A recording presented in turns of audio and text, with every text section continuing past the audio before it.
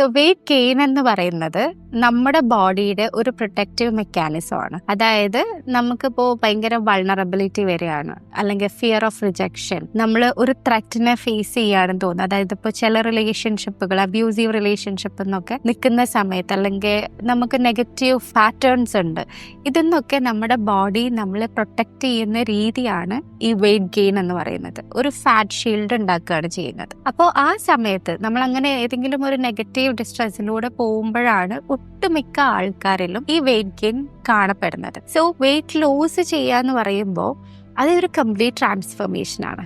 നമ്മുടെ പേഴ്സണാലിറ്റീനെ തന്നെ ഡിറ്റോക്സിഫൈ ചെയ്യുന്ന രീതിയാണ് weight loss. Actually weight loss എന്ന് പറയുന്നത് ഇപ്പോൾ ഒരു വളർന്നു വരുന്ന ഒരു ബിസിനസ് ബ്രാഞ്ചായിട്ട് മാറിയിരിക്കുകയാണ്. പല രീതിയിലുള്ള വെയിറ്റ് ലോസ് പ്ലാനുകളുണ്ട്.